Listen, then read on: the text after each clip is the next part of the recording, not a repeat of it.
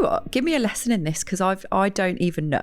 If I wanted to come up with one of those, what we talked about earlier, those kind of dramatic like backgrounds and the three things at the bottom. So you've got one main sort of image, I suppose. Then you've got like three things at the bottom, like could have like bullet points in or whatever it is. Yeah.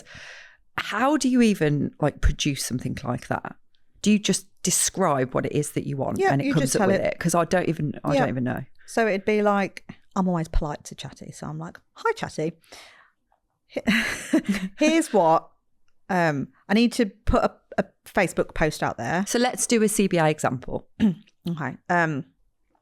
Hey, Chatty. I want to advertise the upcoming CBA Live 2027. It is going to be over 2 days at the Village Hotel in Solihull, near Birmingham. You're doing a great little plug here, subliminally, you know. It's purposeful. Yeah, I know. It's good. It's a purposeful subliminal thing. Anyway, so do a post on Facebook with the dates, with the location. Here's an example image. I'm probably putting more into this now because I would provide it with images that we've already got.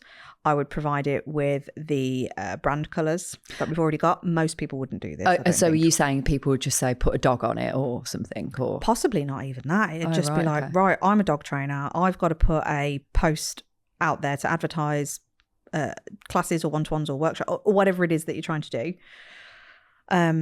It's an event. Here's the dates. Here's the thing. This is how you buy the tickets. This is how much it is. Whatever. Bang. And it literally just produces just that same looking thing. Yep. Wow. So yeah, let's do the CBA version. You don't have to put much into it to get something out of it. Darren's actually better at the image prompts than because I don't use it much for. Well, I don't use it at all for images. I'll use it as a strategic thinking partner. So for an image prompt then, I'm guessing the more information you give it, the better. You can get better. So one of my, I might invite her onto the podcast actually. So she specialises in AI now. She's one of my old bosses when I worked at ITG. And she did a post on LinkedIn recently of if you put a crap prompt in, like a bare minimum thing, and I think she just did the description of, give me a picture of a woman in her, I don't know, like mid-40s or something, and it was just top line information, and you got an image and it was a shit image. And then she gave an example of if you prompt it correctly and go like, right, give me an image of a woman in her mid-40s, so she's actually around, more specifically 45, 46, this is her life experience, this is this, all of that stuff. And the image was brilliant. Oh, right. It looked like a photographer had taken it. So it's all about how much information you put into it. And this is where I think a lot of us, and this is why I keep bringing it back to, like, we need to know the equivalent of that postcode that we're plugging in for our business, because if you don't know that information, it's really hard for anybody to be able to help you. And this is where, kind of taking it off on a tangent, I know so many people that want business support and want business help, and they'll invest in marketing agencies, and they'll invest in social media managers, and they'll invest in seemingly the things that are going to help them generate the inquiries, when actually, even if you invest in all of those services, it's not that the service isn't a good service, it's that you haven't got enough information to be able to make that service work well enough for you.